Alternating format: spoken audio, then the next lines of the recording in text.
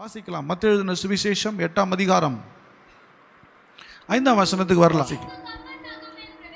போது இயேசு கப்பர்நகூமில் பிரவேசித்த போது நூற்றுக்கு அதிபதி ஒருவன் அவரிடத்தில் வந்து ஆண்டவரே, என் வேலைக்காரன் வீட்டிலே திமிர்வாதமாய் கிடந்து கொடிய வேதனைப்படுகிறான் அவரை வேண்டிக் கொண்டான் என்று அவரை வேண்டிக் கொண்டான். அதற்கு இயேசு என்ன சொன்னாரு? நான் வந்து அவனை சொஸ்தமாக்குவேன் என்றார். அல்லேலூயா. எலிசான்னா சொல்லியிருப்பாரு, போயா வீட்டில் போய் பாரியா சுகமாயிரும் அப்படிலாம் சொல்ல டீசெண்டாக சொன்ன வரப்பா. ஏன்னா ஒரு அதிகாரியாக இருக்கா, ரோம அரசாங்கம், அவனுக்கு கடவுளை பற்றி தெரியாது. சரி எவ்வளோ கரெக்ட் தானே? இவர் ஒரு நூற்றுக்கு அதிபதி அப்படின்னா ஒரு காவல் ஆய்வாளர், ஒரு இன்ஸ்பெக்டர் மாதிரி அவர் ரோம அரசாங்கத்தில் பணியாற்றுகிறார். அங்கே என்னென்னா கூட்டம் நிறைய ஆயிடுச்சு. அவர் ஆக்சுவலி அதுக்காக வரல, ஒரு தெரிவிக்கன்னு வரல. அவர் வந்தது கூட்டம் அதிகமாக இருக்குது. ஏன்னா அது கொஞ்ச நேரத்துக்கு முன்னாடி தான் ஒரு அற்புதம் நடந்திருக்குது. அவர் போன இடத்துல ஒரு குஷ்டரோகி வந்தான். மக்களால் வெறுக்கப்பட்டவன், மக்களால் உதாசீனப்படுத்தப்பட்ட நிலையில் இருக்கிற ஒரு குஷ்டரோகி. பள்ளத்திலோ வனாந்தரத்திலோ அங்கே தான் வாழ முடியும், ஊருக்குள்ளே வாழ முடியாது. ஏனென்றால் அது சாபத்தின் வியாதி என்று சொன்னார்கள், பாவத்தின் வியாதி என்று சொன்னார்கள். அதனால் மனுஷர்கள் அவங்கள வெறுத்தாங்க. பாருங்கள், ஒரு கூட சொந்தக்காரனே வச்சுக்க மாட்டான், அம்மாவனாலும் சரி வச்சுக்க மாட்டான், பிள்ளைனாலும் வச்சுக்க மாட்டான். வெறுத்து தள்ளக்கூடிய ஒரு வியாதி தான். இன்றைக்கும் அதுக்கு மருந்து என்ன பண்ணப்படல, பரிபூரணமாக கண்டுபிடிக்கப்படவில்லை. அப்பேற்பட்ட ஒரு நிலை தான். நீங்கள் பாருங்கள், ஒரிசால நம்ம கிரஹாம் ஸ்டெயின்ஸ் அவர் என்ன உயிரோட கொளுத்திட்டாங்க. தெரியுமா தெரியாதா? கிரஹாம் ஸ்டெயின்ஸ் என்ன எங்கே ஊழியம் செஞ்சுட்டு இருந்தார்? குஷ்டரோகிகள் மத்தியில். அங்கே இருக்கிற பிள்ளைகளுக்கு ஒரு 9 வயது வரையில் நல்லா இருப்பாங்க. 9 வயசுக்கு மேலே சின்ன குழந்தையிலேருந்தே குஷ்டரோகம் தானாக வர ஆரம்பிச்சிடும். குஷ்டரோகிகளுக்கென்று ஒரு ஊர், ஒரு பட்டணம், தானாகவே குஷ்டரோகி ஆகிடுவாங்க. அவங்க பக்கத்து ஊருக்காரங்க அவங்கள சேர்க்க மாட்டாங்க. அங்கே போய் அவங்கள விசாரிக்கிறது யாரும், அரசாங்கமே உள்ளே போகிறதில்ல, அரசாங்கமே மருந்து கொண்டு போகிறதில்ல, அரசாங்கமே அவங்கள கவனிக்கலை. ஆனால் ஒரு தேவனுடைய மனுஷன் அங்கே தேடி போய் பணி செய்தான்.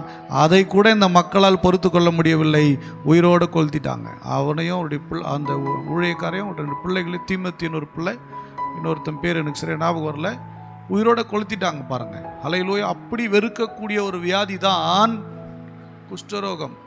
அவன் வந்து சொல்கிறான், எப்படியோ தப்பி தவறி அவர் வரும்போது பார்த்துருக்கான், ஓரமாக இருந்து பார்த்துட்டு வந்து கேட்குறான், உமக்கு சித்தமானால் என்னை சுத்தமாக்கும்.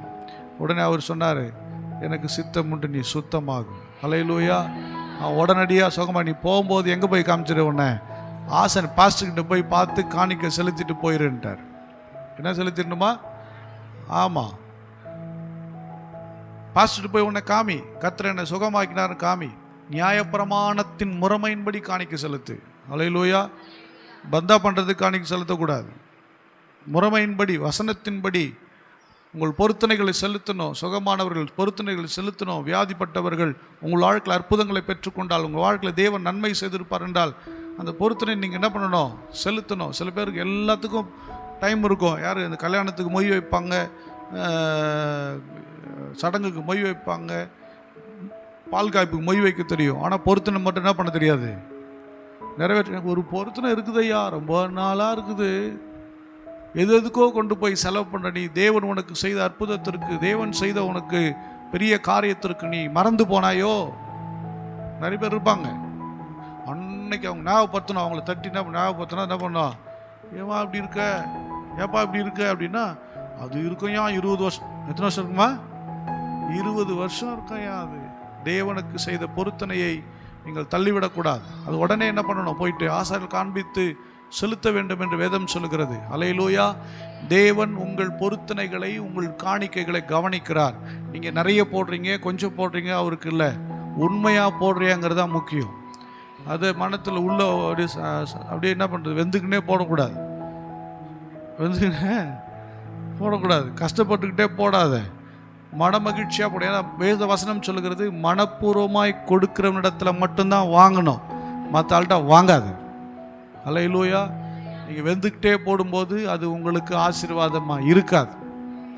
மனப்பூர்வமாய், மன மகிழ்ச்சியாய் செலுத்தணும். அந்த மனசை கர்த்தர் நமக்கு என்ன பண்ணணும், கொடுக்கணும். எனக்கு ஆரம்ப நாட்களில் இந்த பிரச்சனை, நம்ம காணிக்கலாம் கொடுத்தனா ஒரு மாதிரி இருக்கும். கொடுத்து அதுவே ஒரு நாள் ஃபுல்லாக அடிக்கடி வந்து போவோம். நம்ம காணி கொடுத்தல, தசமா கொடுத்தல, வந்து போவோம். இது கொடுத்தல, அது வந்து போவோம். இது என்னடா ரோதனையாக போச்சு, கொடுத்துட்டு வந்தால் விட்டு மைண்டை விட்டு என்ன பண்ண மாட்டேங்குது, வெளியே போக மாட்டேங்கிறது. அது மண்டை உள்ளே சுற்றி வருது. ஆனால் கொஞ்ச நாள் கழிச்சு தான் தெரியுது, கர்த்தர் அதிலிருந்து விடுதலை ஆக்கினார். கொடுப்பதே பாக்கியம் தெரியுமா? ஊழியக்காரன் கொடுப்பதும் ஆலயத்துக்கு கொடுப்பதும் எல்லாரையும் கொண்டு வந்துலாம் கொடுக்க விட மாட்டார். நினைச்சாலும் உன்னால் கொடுக்க முடியாது.